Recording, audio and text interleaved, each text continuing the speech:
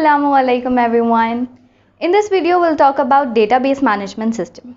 I'll try my level best to keep this video as much simple as possible. Like if you are a beginner and you have got no knowledge about database, even then you will be able to understand this. Okay, database management system. We have got 4 words here: database management system. Let's understand each word individually. First is data. Data, it is a raw material from which useful information is derived. Data, facts and figures. Everything that you're surrounded with is a data. Suppose your marks are your data. Your things that you buy is a data. Even your name, the place that you live, everything is data. Okay, so data is nothing but a piece of information. Okay, so data is clear. And secondly, data can be in any format. It can be in text format, it can be a video, an audio, an image, any format. Okay, next, data is done. Let's see database, the collection of interrelated data. We have got our data. Now what? We are going to collectively store it, right? We are going to store it. Collectively storing data is nothing but database. If you are storing the data all together, then it is nothing but database. Here the word interrelated, if you see, is very important. Interrelated, only the related data we are going to store at one place. Okay, the rest data will be stored at another place. In student details, you are not going to enter faculty details or staff details or any other detail. And if it is specific, if it's suppose you are only creating the data about the CSE department, then you will not be having any other department. Okay, so related data is only stored. One more example, suppose you're storing, suppose you have got a supermarket. So you will be storing the data about the products or the items that you have. You will not be storing the data about patients of a hospital, right? That will not be related. Okay, for storing the data of patients of a hospital, there will be another database. Okay, there will be another collection for that. I think I'm clear. Database. Next, if you see this diagram, we'll consider the example of a university. The database here, the database contains what? The details of administration department, the details of the students, the details of faculty, the courses that they offer, the staff members other than working staff, teaching staff, non-teaching staffs, library, and suppose you have got any other thing, suppose you have different events happening in your college, so you will be having another database for events. So like that, a database will be a collection of the data, related data. There will be one file for admin, another for students, another for faculty, like that. Okay, I think I'm clear with this. Next, coming to database management system. Okay, before coming to database management system, suppose now you got the data, you've collected the data. Now what? You're simply going to store it? No, you will be using it, right? Suppose a fresh year starts. So new students comes, so you will be adding the data into it, right? Existing data, you will be adding some data, right? One thing is done. Another thing, suppose your address is changed, so you're going to modify the address there. Suppose your phone number no longer exists, you have got a new number, so you'll be deleting the previous number, old number, right? So there are some operations that will be performing on the data, like inserting the data, deleting the data, modifying the data, updating the data, like that. Okay, so how are we going to do this? We'll need a platform, a place where we can do this, right? We need an environment for performing all these operations. So for that, we'll be having a software that is nothing but database management system. Here, see, the word management means what? You're managing the data. So database is nothing but a software that provides a platform for storing and retrieving the data of an organization. Okay, so it is a platform. Main thing here is it is a software. People confuse between database and DBMS. Database is a collection of data. DBMS, database management system, is a software. Okay, it is a platform with the help of which you are going to manage your data. Okay, the operations, the inserting, deleting, all these operations and many more operations will be managed with what? A software, that is database management system. Okay, data is done, database is done, database management system is done. Now what? See, I told you in database we are going to collect and store the data. How are we going to store the data? In what fashion are we going to store the data? The data can be stored in an organized manner and in an unorganized manner. Okay, if I'm storing the data in an organized manner, then it will be called as a structured data.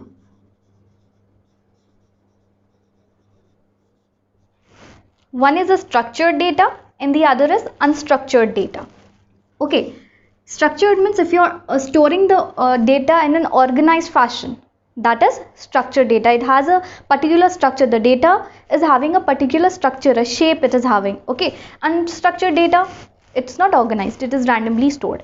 First we'll talk about structured data. You can store structured data in many different ways. Suppose you can store it line by line. Okay, you can store it line by line, one form, or you can store it in a pie chart format. Okay, this thing indicates one, this indicates another thing, like that. It can be stored like this. Also it can be stored in a bar graph form. Suppose you have got your marks, so these are the subjects and these are the marks, like that. You can store it like this. Or the most commonly used technique, or the most commonly used thing is storing it in the form of a table. Suppose you're storing the student details, you'll be having a student roll number, then student name, then marks of the students or address or anything like that, roll number, the name, subject, suppose we have got DBMS, suppose operating system, and so on. Okay, you're storing the marks of students here. So one fashion is table format. So in technical terms, table is known as relation. Okay, table is known as relation. So if I am storing the data in the form of a table, then it is known as relational database management system or relational database model. Okay, if I'm storing it in this form, in a table format. The next is unstructured data. Structured is done, we can store it in many different forms. The most commonly used form is relation, a table format. Okay, table in technical words is known as relation. So if you're storing the data in a relation, in a table format, then it will be a relational database model. If you're storing it in an object format, it will be object oriented database model. Okay, we'll study about this in detail in the coming videos. Okay, now next let's go to unstructured data. In unstructured data, the data is not stored in an organized fashion. I told you. Here unstructured data के examples can be images, your social media post,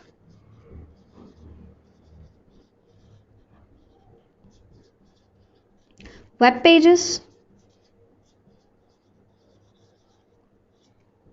and many more. Okay, so 90% of the data in present days, 90% of the data is unstructured data. Okay, and the rest 10% data is nothing but structured data. Okay, here 90% data is structured means it does not mean that 90% data is unstructured here means does not mean that we are not using structured data. मतलब structured data अब हम use नहीं कर रहे या उतना फायदेमंद नहीं है. It's not like that. The web pages that you're accessing, or the internet interactions that you're doing, the images, the videos, these things are stored in unstructured format. Whereas in structured format, suppose you have got, I told you about university, right? The details of universities, or you have got a business, so details of a business, data of a business, medical store, data of a medical store. Okay, so this is about structured and unstructured data. Data is stored in a structured format and unstructured format. I think I'm clear with this. Now moving on, data is done, database is done, database management system is done, and the two types are done, structured and unstructured. Now what are the applications? Where do we use this in daily life? This database I'm talking about, where are we using this in daily life? See, either directly or indirectly, you are using database in your daily life. Let us see some applications here. One is transactions at bank. Suppose you want to check the balance in your account, or you want to withdraw some amount from your account. So what are you doing there? You are actually accessing the database of the bank. Okay so आप database access कर रहे हैं, वहाँ पे आपके account की details पूरे मौजूद रहते, ठीक है. So from that details you will see if you want to withdraw some amount, suppose if you want to withdraw 10,000 rupees. So first you need to ensure that you have 10,000 rupees in your account, only then you can withdraw it, right? So what you're doing here, you're accessing the database of the bank, okay, and then you're performing your transactions, you're crediting or you're debiting, anything. Next, ticket reservation. One more example is ticket reservation. Be it be a ticket of railways, airways or buses. If you're making any reservations, what you're doing there, suppose let us take the example of airways, okay, you want to book a ticket for a flight, okay, so you'll be entering the destination, the source and the destination. So then what you will receive, you will receive a data in the form of table, right? The serial number will be there, the flights will be there, time will be there, departure time, right, and many different things, the seats available, etc, etc. So here what's happening here is you are accessing the database of the airlines, okay, only then you are getting to know which train is available for you, so you can schedule it accordingly. I think this is clear. Next example is students at university. Students at university can access the database. Here we have seen, see, a database of a university will be having the student details, it will be having the courses that they offer, the details about the courses that they offer, the faculty details, the admin details, the library, so on. This is done. Next, internet interactions.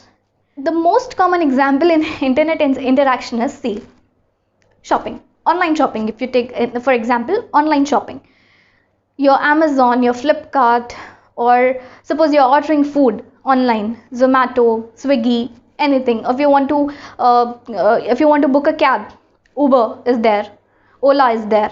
So all these are nothing but my internet interactions. There what's happening, see, you go and search for a product, so you will get the list of all that products, right? Suppose you want to book a cab, you want to go somewhere, so what do? You open the app, you put the destination, you put the source, you put the destination, the pickup and the drop, and according to that you will be shown the availability of the cabs, or different formats, like formats in the sense different rides available. A cab will be there, a mini cab will be there, an auto will be there, an SUV will be there, so like that, right? From among that you will choose one. So that is nothing but your internet interaction, right? One more example. Suppose you are searching for a video or an audio. Suppose you are searching for a song. So what you're doing, you are accessing, suppose you are searching for a song on YouTube. So you are accessing the database of YouTube. Therein you are searching a particular song. So when you put the query, if you want to search for so and so song, what happens then? You'll be given a list of songs. From that you will choose one. So these are nothing but your internet interactions, right? Suppose you want to send an image, suppose a birthday card, e-card, electronic card, yeah, a birthday card. If you want to send that, what you will do, you'll go type there, or whatever you want to type, you will type it. So according to your request, all the data will be shown. What's happening here? You are accessing the database, okay? From according to your request, you will get different categories. From that categories you will choose one, like that, okay? So these are nothing but my internet interactions. Let's move on to one more, that is database and library, which is very common. Library, we all know that. Library में database क्या काम करता है? It will store the details of the books, the availability of the books will be known, and if you borrowed a book from a library, that will be shown, okay? So all these details will be there in the library. Now next, supermarket. This is very interesting. Supermarket, see, you bought a product, okay? So what happens? The cashier, a counter, what happens? Your products, the cashier, what he does, he scans the with a barcode reader, he'll scan your barcode, right? So what's happening there? There is an application program behind that which reads the barcode, ठीक है, barcode की machine से आप barcode को scan कर रहे हैं. So what's happening, that barcode will be decoded and the database will be shown. ठीक है, if suppose you're purchasing a product, an item you're purchasing, suppose there are 10 items available. If you're purchasing one, so what's happening there, the data is being modified to 9 now. 10 थे, आप एक ले लिए उसमें से, मेरे पास 10 थे, आप उसमें से एक ले लिए, तो मेरे पास अब कितने हो जाएंगे, 9, right. So sorry, the data will be automatically updated or modified in the database there. Okay, so in supermarkets it is used. Telecommunications, suppose you have got a postpaid. So what happens, the data will be stored of your number of calls that you're making, the duration of the calls that you're doing, for what, for generating the bill. ठीक है, bill generate करने के लिए आप कितने calls करें, कितने duration के कॉल्स करें, for that I will be storing the data. One example of telecommunications, right? And many more, there are many more examples. These are few that I listed. These are the applications where we are either directly or indirectly using the database. Okay, so now here I think this is clear. Let's quickly revise this once. The first is data. It is a raw material from which useful information is derived. Everything that you're surrounded with is a data. Data is nothing but a piece of information, right? Data is clear. Data can be in the form of text, audio, video, image. Next comes database. You have got your data. Now what? You're going to store that data. You're going to collect and store that data. That is nothing but database. So the collection of interrelated data is nothing but database. Here is an example of university. Database of university contains the details of the data of the admin department, the student department, the faculty, the courses, the staffs, the library, the events. We have got a canteen, like that. Now database is done. Now you're performing some operations on data, right? I told you're performing operations like insertion,